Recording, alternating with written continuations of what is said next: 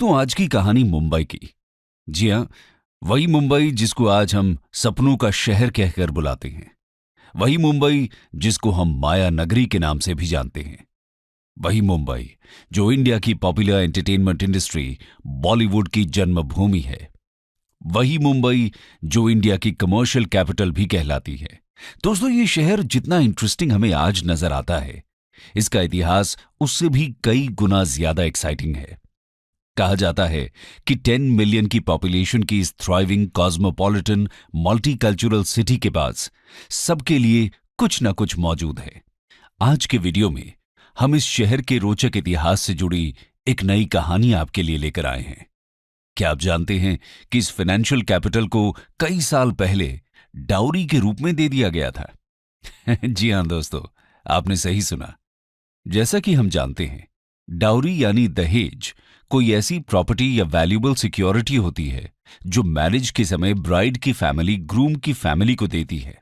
दहेज की ये प्रथा हमारे समाज में कई सदियों से चली आ रही है। हालांकि आज इसके अगेंस्ट हमारे बीच बहुत से कानून मौजूद हैं, लेकिन पुराने समय में इसका चलन इस देश में बहुत बड़े पैमाने पर होता था। आज अक्सर डाउरी में व्हीकल, फर्नीचर या ज्वेलरी जैसी चीजों का लेन देन होता है।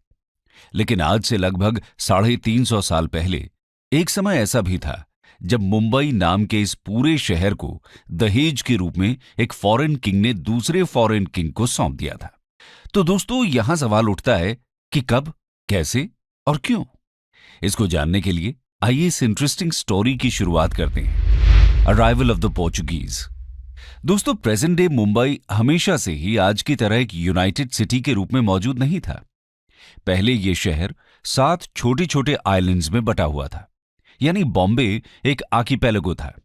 इसमें माहिम, वर्ली, परेल, मजगांव, बॉम्बे, लिटिल कोलाबा और कोलाबा मुख्य रूप से शामिल थे। ये 7 आइलैंड्स उस समय एक दूसरे से जुड़े हुए नहीं थे, जिससे इन आइलैंड्स के बीच की कनेक्टिविटी और यहां पर होने वाली सभी एक्टिविटीज बहुत मुश्किल से संभव होती थी। दोस्तों, इन आइलैंड्स का इतिहास असल में इससे भी बहुत पुराना है। आपको बता दें कि ये आइलैंड्स इस जगह पर स्टोन एज से मौजूद थे। नॉर्थ मुंबई के पास कांडीवली में ऐसे कई एविडेंसेस मिले हैं जो बताते हैं कि यहां पर पिछले 2300 सालों से ह्यूमन सेटलमेंट्स पाई जाती थी। उस समय इनको हेप्टेनीशिया कहा जाता था। हेप्टेनीशिया यानी 7 आइलैंड्स का एक ग्रुप। 3rd सेंचुरी बीसीई से 1348 के बीच इन आइलैंड्स को अलग अलग हिंदू डेनेस्टीज के द्वारा रूल किया गया। 321 बीसीई से 185 बीसीई के बीच ये आइलैंड्स मौर्यन किंगडम का पार्ट बने। इसके बाद 1391 से 1534 तक इसका कंट्रोल सातवाहनास के पास रहा। इसके बाद भी यहां कई डायनेस्टीज आईं और गईं। 1391 से 1534 तक नॉर्थ कोंकण की टेरिटरी के साथ बॉम्बे आइलैंड्स गुजरात सल्तनत के सुल्तान बहादुर शाह के कंट्रोल में थे। इसी दौरान यहां पर यूरोपियंस का आगमन हुआ। 1498 में Portuguese navigator Vasco da Gama सबसे पहले यूरोपियन ट्रेडर के रूप में इंडिया पहुंचे थे। अपने अराइवल के बाद कई सालों तक पोर्चुगीज ने नॉर्थ कोंकण में पावर कंसोलिडेट की। 1510 में उन्होंने बीजापुर के सुल्तान से गोवा को कैप्चर कर वहां पर अपना स्ट्रॉन्ग होल्ड एस्टैब्लिश किया। इसी बीच Portuguese explorer Francisco de Almeida Cannanore से दीव तक अपने एक्सपीडिशन के दौरान अपनी शिप के साथ बॉम्बे पहुंचे। उन्होंने 21 जनवरी 1509 को गुजरात के सुल्तान से माहिम क्रीक का हिस्सा कैप्चर करते हुए इस आइलैंड पर अपनी पहली विजिट की। इसके बाद पोर्चुगीज ने एक एक करके इन आइलैंड्स को कैप्चर किया और जनवरी 1533 में बैसेन के कैप्चर के बाद बॉम्बे, माहिम और बांद्रा आइलैंड्स पोर्चुगीज के कंट्रोल में आ गए। इसके बाद किस तरह पोर्चुगीज ने पूरे बॉम्बे का एक्सेशन किया, आइए देखते हैं। Accession of the islands to the Portuguese. उधर मिड 16th सेंचुरी में इंडियन सबकॉन्टिनेंट पर मुगल्स का स्ट्रॉन्ग होल्ड भी तेजी से स्प्रेड हो रहा था। मुगल एम्परर हुमायूं के बढ़ते वर्चस्व को देखते हुए गुजरात के सुल्तान बहादुर शाह की इनसिक्योरिटीज बढ़ रही थी। 1532 के बाद से हुमायूं और बहादुर शाह के बीच लगातार क्लैशेस चल रहे थे। जब हुमायूं ने गुजरात को कैप्चर किया तो पोर्चुगीज ने इस बात का फायदा उठाते हुए बहादुर शाह को अपने साथ ट्रीटी साइन करने के लिए फोर्स किया। इसी के चलते 23 दिसंबर 1534 को दोनों के बीच ट्रीटी ऑफ बसेन साइन की गई। इसके तहत बॉम्बे के 7 आइलैंड्स बसेन का स्ट्रेटेजिक टाउन और उनकी डिपेंडेंसीज पोर्चुगीज कंट्रोल के अंडर आ गई और इस तरह पोर्चुगीज बॉम्बे को रूल करने लगे। इसी के साथ इन आइलैंड्स पर इस्लामिक रूल भी खत्म हो गया। यहां पर पोर्चुगीज ने अपना ट्रेडिंग सेंटर भी स्टैब्लिश किया। आइलैंड्स पर जगह जगह फोर्ट्स बिल्ड किए गए। सालसेट में बिल्ड किया गया मड फोर्ट उनके सबसे इंपॉर्टेंट कंस्ट्रक्शंस में से एक था। इसी बीच उन्होंने यहां पर बहुत से चर्चेज और कासल्स भी बिल्ड किए। यहां के लोकल्स के बीच क्रिश्चियनिटी का भी बहुत अग्रेसिवली स्प्रेड किया गया। 17th सेंचुरी के फर्स्ट हाफ तक बॉम्बे का रूल पोर्चुगीज के हाथों में ही रहा। पोर्चुगीज इस जगह को बॉम्बाइया कहकर बुलाते थे। बॉम्बाइया का मतलब है द गुड बे। यहीं से उसका नाम बॉम्बई या बॉम्बे पड़ा। खैर 1580 से 1640 के बीच पोर्चुगल और स्पेन ने स्पाइस रूट्स को बाकी यूरोपियन पावर्स के लिए भी खोल दिया था। इसी के साथ पहले यहां पर डच का आगमन हुआ। धीरे धीरे वेस्टर्न इंडिया में ट्रेड के ऊपर डच की मोनोपोली स्टैब्लिश होने लगी। अब जैसे ही इंग्लिश मर्चेंट्स की नजर इस पर पड़ी, वैसे ही उनको इसकी स्ट्रेटेजिक इंपॉर्टेंस का एहसास हुआ। नवंबर 1583 में यहां पर इंग्लिश मर्चेंट्स ने अपना पहला कदम रखा। बॉम्बे के एक्सेलेंट हार्बर के नेचुरल एडवांटेजेस को ध्यान में रखते हुए वो यहां पर अपना एक क्रूशल नेवल बेस बनाना चाहते थे। इसके अलावा हर तरफ से वाटर से घिरे रहने की वजह से ये आइलैंड्स लैंड बेस्ड अटैक से भी इम्यून थे। ये जियोग्राफिकल एडवांटेज ब्रिटिशर्स को और भी ज्यादा अट्रैक्ट कर रही थी। इसके बाद 1612 में ब्रिटेन और पोर्चुगीज के बीच बैटल ऑफ स्वाली लड़ा गया। इसमें पोर्चुगीज फोर्सेस को हार का सामना करना पड़ा और यहां से ब्रिटिशर्स का डोमिनेंस इस एरिया में बढ़ना शुरू हो गया। फिर 1652 में ब्रिटिश एम्पायर की सूरत काउंसिल ने ब्रिटिश ईस्ट इंडिया कंपनी को बॉम्बे को पोर्चुगीज से परचेस करने का आइडिया दिया। 1660s में पोर्चुगल में किंग जॉन द फोर्थ का शासन था। क्रिश्चियनिटी को स्प्रेड करने के मिशन के तहत उनका सारा ध्यान उसी में लगा रहता था, जिस वजह से इन आइलैंड्स पर उनका ट्रेड और एडमिनिस्ट्रेशन सफर कर रहा था। इसके चलते एक पॉइंट ऐसा भी आया जब किंग जॉन के लिए इस रीजन को कंट्रोल करना बेहद मुश्किल हो गया। इसी बीच ब्रिटिशर्स भी खुद को बहुत तेजी से एक्सपैंड कर रहे थे और बॉम्बे पर तो उनकी नजर काफी पहले से ही थी। आखिर बॉम्बे ब्रिटिशर्स के कंट्रोल में फाइनली आया कैसे, आइए जानते हैं। Dowry transaction. 23 जून 1661 को पोर्चुगीज एम्बेसडर ने इंग्लैंड के किंग चार्ल्स II और पोर्चुगल के किंग जॉन द फोर्थ की डॉटर कैथरीना डे ब्रिगेंजा के बीच एक मैरिज अलायंस प्रपोज किया। इस मैरिज को एक ह्यूज डिटेल्ड डॉक्यूमेंट के द्वारा गवर्न किया जा रहा था।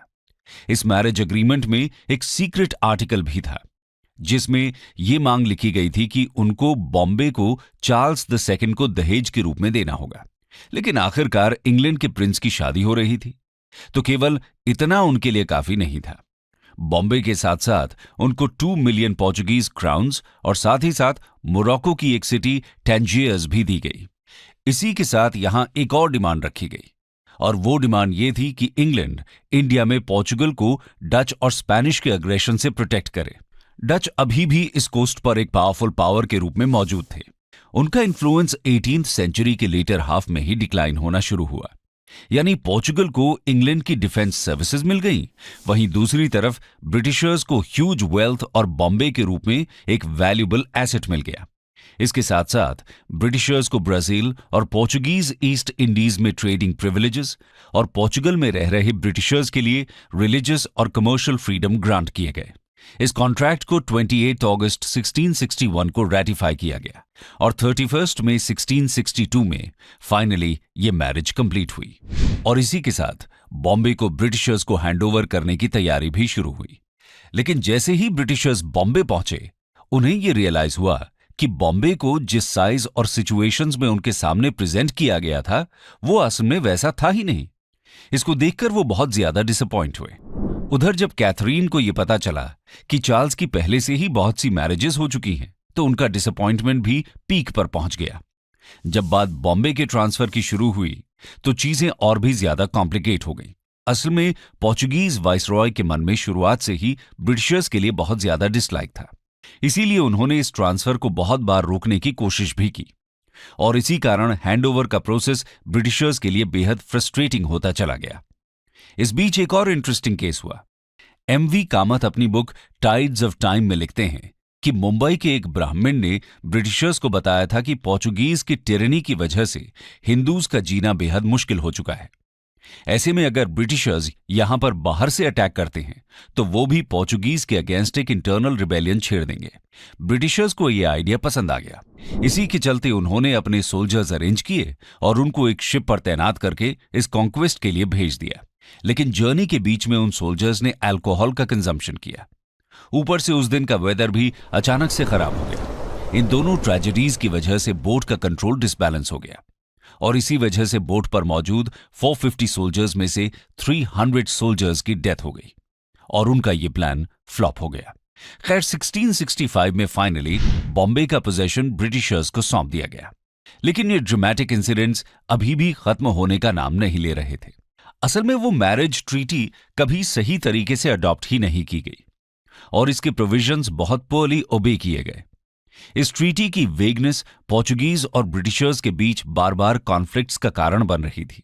दोनों पावर्स टेरिटरीज के डिवीजन को लेकर डिसएग्री करती नहीं, लेकिन लगभग 2 साल वेट करने के बाद ब्रिटिश कमांडर नॉर्दर्न सेल्सेट पर अपना क्लेम ड्रॉप करते हुए केवल बॉम्बे आइलैंड को लेने के लिए तैयार हो गए। पोर्चुगीज के पास अब भी बसेन, सेल्सेट, सायन, धारावी, मडगांव, वर्ली, परेल और वडाला का पोजेशन मौजूद था। बॉम्बे बिफोर द ब्रिटिश नाम से एक रिसर्च पेपर में यह बताया गया है कि इससे कुल 2 महीने बाद उनके पास लिस्बन से एक ऑफिशियल लेटर आया जिसमें इस ट्रांसफर को हमेशा के लिए सस्पेंड करने का आदेश दिया गया। लेकिन तब तक बहुत देर हो चुकी थी। तब तक मडगांव और परेल ब्रिटिशर्स के कंट्रोल में आ चुके थे। बाकी बचे हुए आइलैंड्स बॉम्बे के साथ बाद में ऐड कर दिए गए। 1666 तक ब्रिटिशर्स ने धारावी, वडाला, माहिम एंड सायन को भी एक्वायर कर लिया। लेकिन दोस्तों, जब ब्रिटिशर्स यहां आए तो उन्हें इन फार फ्लंग आइलैंड्स को मैनेज करने में बहुत से चैलेंजेस का सामना करना पड़ रहा था। इसी के चलते क्राउन ने बॉम्बे को ईस्ट इंडिया कंपनी को कुल 10 पाउंड्स पर ईयर के रेंट पर सौंप दिया। इसके बदले में कंपनी ने किंग चार्ल्स II को 6% के एनुअल रिटर्न रेट पर $50,000 का लोन दिया और यहीं से प्रेजेंट डे मुंबई का असल डेवलपमेंट शुरू हुआ। Winds of change. दोस्तों, इन आइलैंड्स के डेवलपमेंट या एडमिनिस्ट्रेशन में सबसे बड़ी जो प्रॉब्लम थी वो थी डिजीजेज और कनेक्टिविटी की। जी हां दोस्तों, यहां पर एक के बाद एक बेहद भयानक डिजीजेज जन्म लिया करती थी। ईस्ट इंडिया कंपनी ने यहां लोगों के लाइफस्टाइल को चेंज कर हाइजीन और मेडिकल फैसिलिटीज के डेवलपमेंट पर भी वर्क किया। कुछ ही समय में इन डिजीजेस को काफी हद तक कंट्रोल कर लिया गया। इसके लिए यहां की पॉपुलेशन भी तेजी से बढ़ने लगी। 1661 में यहां की पॉपुलेशन कुल 10,000 थी, जो 4 सालों में बढ़कर 60,000 तक पहुंच गई। खैर, उस समय ईस्ट इंडिया कंपनी का सेंटर गुजरात के सूरत शहर में था। ईस्ट इंडिया कंपनी ने इंडिया में अपना पहला ट्रेडिंग सेंटर सूरत में ही स्टैब्लिश किया था। सूरत इस कंपनी की क्राउन सिटी भी कहलाती थी। कंपनी के एडमिनिस्ट्रेशन और ट्रेड के चलते ये सिटी काफी डेवलप हो चुकी थी। लेकिन यहां 2 प्रॉब्लम्स थी। पहला तो तापी रिवर की सिल्टिंग और दूसरा मराठास और मुगल्स के बीच होने वाले अटैक्स। इसके चलते 1687 में कंपनी ने अपने हेडक्वार्टर्स को सूरत से बॉम्बे शिफ्ट किया। आगे चलकर यह सिटी बॉम्बे प्रेसिडेंसी का हेडक्वार्टर्स भी बनी। बॉम्बे के डेवलपमेंट का काम इसके सेकंड गवर्नर जेरल्ड ऑन्जिए की लीडरशिप के अंडर शुरू हुआ। इन्हें कंपनी द्वारा 1669 में इस पोजीशन पर नियुक्त किया गया था और उन्होंने इस पोजीशन को 1677 में अपनी डेथ तक सर्व किया। इनके नेतृत्व में यहां पर बहुत से एडमिनिस्ट्रेटिव रिफॉर्म्स इंप्लीमेंट किए गए। इन्होंने ही यहां पर सबसे पहला कोर्ट और सबसे पहली प्रिंटिंग प्रेस एस्टैब्लिश की। उन्हीं की इनसाइट की मदद से ये स्मॉल आइलैंड्स इस सबकॉन्टिनेंट के सबसे बड़े और सक्सेसफुल कमर्शियल हब में तब्दील हुए। मिड 17th सेंचुरी तक आते आते बॉम्बे एक इंपॉर्टेंट ट्रेडिंग सेंटर के रूप में उभरने लगा। यहां पर देश के अलग अलग कोने से लार्ज स्केल इमिग्रेशन होने लगा। ब्रिटिशर्स यहां पर बहुत से इंपॉर्टेंट ट्रेडिंग ग्रुप्स जैसे कि गुजरातीज, पारसीज, जूज और दाऊदी बोहराज को भी लेकर आए। 1757 में ब्रिटिश ईस्ट इंडिया कंपनी और बंगाल के नवाब सिराजुद्दौला के बीच बैटल ऑफ प्लासी लड़ा गया। इस वॉर में ब्रिटिशर्स की जीत हुई और बंगाल भी ब्रिटिश ईस्ट इंडिया कंपनी के हाथों में आ गया, जिससे सबकॉन्टिनेंट पर कंपनी का ट्रेड और एडमिनिस्ट्रेशन और भी तेजी से मजबूत होने लगा। खैर, अब यहां की पॉपुलेशन भी बढ़ रही थी और कंपनी का ट्रेड भी। इसके लिए उनको और भी ज्यादा लैंड और स्ट्रॉन्ग कनेक्टिविटी की जरूरत थी। इसको सॉल्व करने के लिए उन्होंने यहां लैंड रेक्लेमेशन प्रोजेक्ट स्टार्ट किया। 1782 में इस सिटी के डेवलपमेंट के लिए यहां पहली बार लार्ज स्केल प्रोजेक्ट्स शुरू हुए। इनका मकसद था इन 7 अलग अलग आइलैंड्स को जोड़कर इसको एक सिंगल आइलैंड में कन्वर्ट करना। इसके लिए उन्होंने यहां कॉजवेज बनाने शुरू किए। इसको 1782 में बॉम्बे के गवर्नर विलियम हॉर्नबी के द्वारा शुरू किया गया। इन्हीं के नाम पर इस प्रोजेक्ट का नाम हॉर्नबी वेलार्ड पड़ा। इसको पूरा होने में 150 से भी ज्यादा सालों का समय लगा। 1845 में जाकर ये प्रेजेंट डे मुंबई की रूपरेखा में बनकर तैयार हुआ। अब बॉम्बे शहर का एरिया बढ़कर 484 किलोमीटर तक फैल गया। इसके बाद 16 अप्रैल 1853 में बॉम्बे से थाने के बीच यहां इंडिया की फर्स्ट रेलवे लाइन बनाकर तैयार हुई। 1861 से 1865 तक चले अमेरिकन सिविल वॉर के बीच बॉम्बे कॉटन ट्रेडिंग के लिए दुनिया की सबसे इंपॉर्टेंट मार्केट बन गया। इससे इस सिटी की ग्लोबल स्टैंडिंग और इकोनॉमिक प्रॉस्पेरिटी और भी तेजी से बढ़ी। इसके बाद 19th सेंचुरी में यहां पर बहुत से एजुकेशनल और एडमिनिस्ट्रेटिव एस्टैब्लिशमेंट्स इंप्लीमेंट किए गए, जिससे इस सिटी का ओवरऑल डेवलपमेंट पूरा हुआ।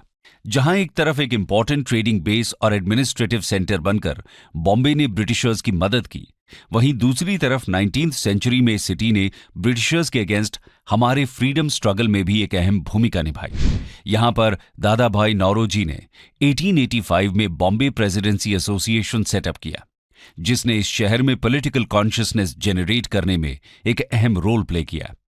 इस मूवमेंट को एक मेजर पुश तब मिला जब इसी साल A.O. ह्यूम के द्वारा इंडियन नेशनल कांग्रेस की स्थापना की गई।